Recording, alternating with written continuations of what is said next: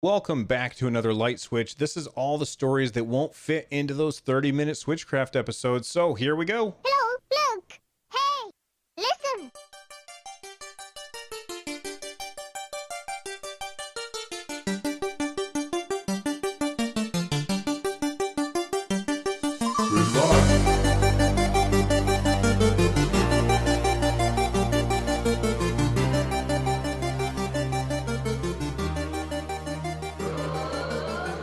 Hey everybody, it's time for a Light Switch. We've got a whole bunch of feedback from you guys. I appreciate it. Listen, if you want to get a hold of me, there's lots of ways to do so. Email runjumpstomp@gmail.com. You can tweet at me at runjumpstomp.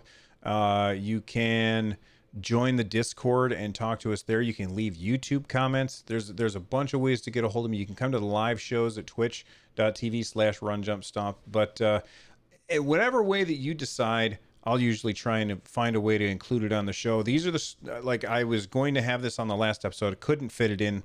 Let's get started. I got an email from Zach. Zach says, "Hey Bill, I was just listening to your episode talking about talking about how Pokemon Sword and Shield won't include the national dex. Now, I will preface this by saying this is coming totally from someone who has never played a Pokemon game before. Therefore, I just don't get it. The Pokemon Company by no means has to include all of the Pokemon from the previous games. However, they could take a page from Nintendo's playbook. When Smash Ultimate was announced, Nintendo was very transparent about how turning all previous characters into assist trophies would have been too much labor, so therefore they created Spirit Mode. That's pretty much my point. Should they show some creativity like their parent company, the Pokemon Company, could very well be avoiding these PR nightmares. Cheers, and thank you for what you do. I love your network of shows. Zach, aka Shabru." All right, Shabru, yeah, I think you feel like you got a couple of things wrong here. So first off, let's talk about, and listen, I totally agree. Let's talk about the first part. Where you said you just don't get it. I'll explain why this is.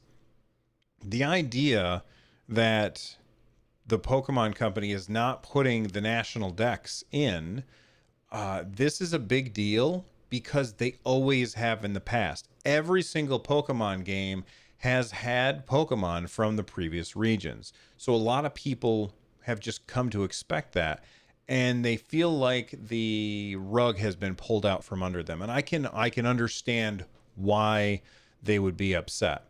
Now, I agree with you that they do not have to include all the stuff from the previous games, but they have shown us in the past that that's what they do, and so people expected it. I think that if they had said when the last Ultra Sun and Ultra Moon came out, I think that if they had said then at that point, the number of Pokemon are just getting too big, we're going to pare it down next time. Instead of announcing it at the beginning of this one, if they had given us like a full year and a half to 2 years or whatever, since I'm not even sure, when did Pokemon Ultra Sun release date? November 1st, 2017, November 17th, 2017. So we're going 2 full years. Like, people would have had time to come to grips with it. For them to announce it now is probably just a mistake, I think. It is a bad messaging. However, that's not the only thing you got wrong.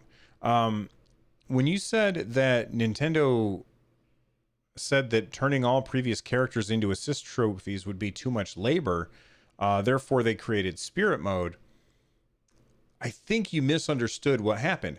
Every character that has ever been in Smash Brothers is in Smash Brothers Ultimate as a playable character.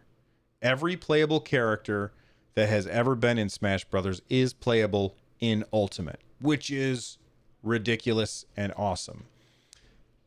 The reason that they made the Spirit Mode was to include characters that they knew that we would want them to include but you're right, that would be too labor intensive. So perhaps you just phrased it wrong here, but I feel like you just kind of got your wires crossed on parts of that. Um, you said they should show some creativity like their parent company. I do agree there. In fact, you almost like if you, I probably have said this. I know that I've said this on previous episodes. My solution is have them in the decks so you can see your collection. That collection is there. You can see, oh, look at that. I've got a Pikachu right there. Like, you can see all of that stuff. Just don't have them summonable in the new Pokemon game. I think that would be probably the better way to go about it. But thank you very much for the email, Shabru. I appreciate it. I got a tweet from at Perry David. They said, this is in response to, I think I was talking about the fact that the codes for Piranha Plant were expiring soon. And if you didn't claim that code, then it would disappear and you wouldn't have it anymore. And I was like, well, I wonder why they had it expire at all. Like, that seems like a weird thing. So Perry David on Twitter said, maybe the reason Nintendo put an expiration for Piranha Plant codes was to discourage a secondary market for them. That makes a lot of sense. And it's not something that I ever considered, not even once. Like, that is a really a good idea. So thank you for pointing that out, Perry David. I appreciate that. And he used the hashtag Nintendo Switchcraft as well. So, hey, good on you, man. Let's see. We also got a tweet from Grills Von Sizzle, whose name, every time I see it, makes me laugh. I love that name. They said, hey, Run Jump Stomp, for Cadence of Hyrule, are you playing with a longsword? The longsword attacks 3 adjacent squares, so you can cut through the hordes of enemies like butter. Such a fun game. No, I've not found the longsword yet. I'm still kind of stuck on the second dungeon, and I have been incredibly busy this week, have not had a chance to sit down with Cadence of Hyrule and just go exploring. And I think that's what I'm going to do. I think I'm going to skip the second dungeon, go exploring for a while, see if I can find some stuff to help me get better, maybe some heart containers, maybe the long sword, and then come back to it.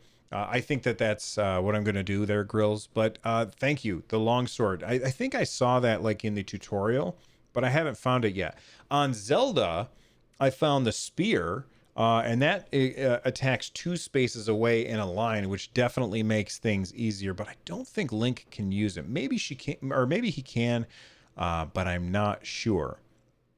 Ivan Rodriguez tweets, well said, Run Jump Stomp. Women in the gaming industry should not be harassed because of their gender. I assume that he is responding to like the story that I talked about on an episode sometime this week about the 15-year-old girl whose name I don't remember, who defeated the pro Smash player whose name I don't remember at a tournament whose name I don't remember. You know me with the details, guys. I got the goldfish memory. But he's probably responding to that. But here's what they said, and their name is at London Gamer. They said, well said, at Run Jump Stomp. Women in the gaming industry and any other industry should not be harassed because of their gender. Same goes for race, sexuality, and any other form of discrimination. Absolutely. If you're discriminating against anybody based on any of that crap, then you're a horrible person and you should stop listening to my show. It's a Bug Hunt Man who he has tweeted at me a few times, and every time, I love that name. It's a Bug Hunt Man. He says, Bill, on your last podcast, you mentioned it's interesting we haven't seen a leaked case for a potential Switch Pro, responding to the idea that we've seen leaked cases for the Switch Mini. He says, it's possible that if there is a Pro model in the works, the outside has the exact same form factor with only internal hardware upgrades. Oh, that's a good point, and I had considered that. However, if you look at a Nintendo Switch, actually, let me turn, if you're watching the video, this will be important, but if you look at a Nintendo Switch, it's got some damn big bezels. It's got absolutely huge bezels on the Nintendo Switch, they're massive. And I think that they could easily shrink those bezels. If you look at modern smartphones, they're almost completely bezel-less for just about every platform. So I think that that's definitely something that they could pull off. So I do expect the form factor of a Switch Pro to be exactly the same, because why reinvent the wheel? I feel like this is a really good size. Then the Joy Cons are forward compatible with your next with the Switch Pro. But I think that bezel needs to be bigger or smaller. The screen needs to be bigger. The bezel needs to be smaller. I still think that the screen needs to be a 720p screen. Just make it just a little bit bigger. Get rid of those bezels and maybe slim it down just a little bit. I'm not sure. I don't think that the slimming is nearly as important, because I like the idea of having a big battery life. And if you want to have a big battery life, you gotta have to have big batteries. Okay. I've got, let's see, I've got one more piece of feedback from someone, but before we get there, let's thank our sponsors, okay? Here we go. It may be the most addictive toy in history, and it's definitely the hottest thing this Christmas. Okay. That was talking about the Nintendo Entertainment System. I love those old news reports talking about that stuff. I got a tweet from Justin Watts, Watson Hauser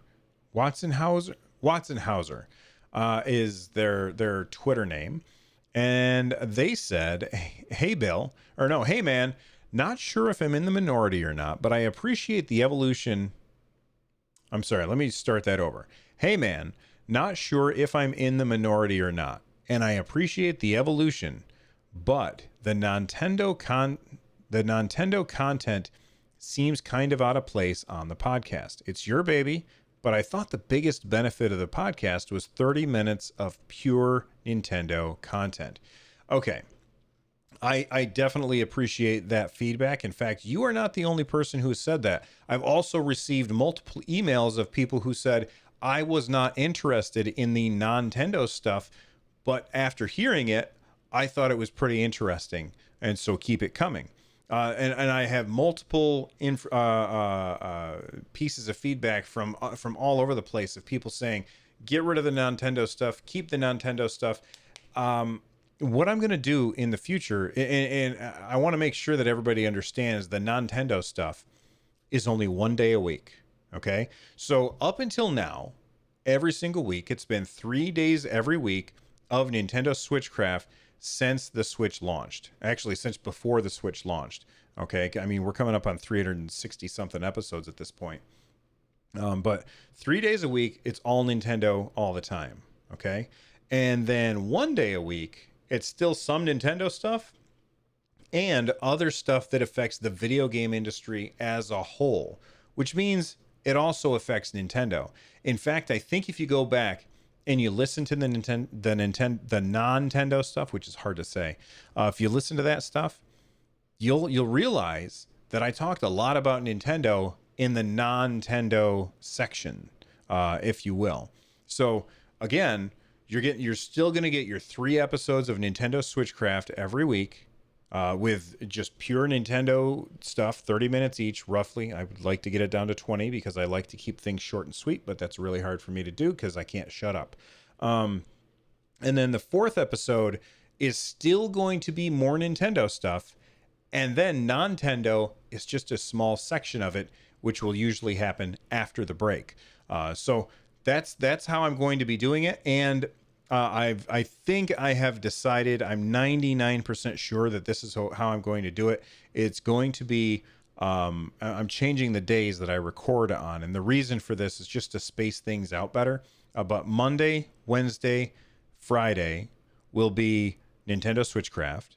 And then the Switchcraft with the Nintendo stuff added on will be on Saturday. And if there's something that I can't fit into those 4 episodes a week, then I will do a light switch like I'm doing right now. I hope that makes sense. All right, before we wrap up the light switch, I just want to get a couple of pieces of information out there to remind everybody of. Number one, let me bring up a calendar. I need to look at a calendar. Here we go. Number 1, on August 30th through September 2nd, I will be in Atlanta, Georgia at Dragon Con. I will be talking at Dragon Con at 3 different panels, possibly 4. I can't mention what panels they are yet because they have not been announced, but I will be there on those panels talking about stuff. So if you're going to be at Dragon Con and you see me, come say hi. Please come say hi. It would be just awesome to meet you guys. Number 2, I think that was it. I think that was the only note that I wanted to give before we got out of here. Hey, if you haven't joined the Discord yet, that's what we'll do. We'll just do the wrap up. If you haven't joined the Discord yet, go over to runjumpstomp.com/Discord.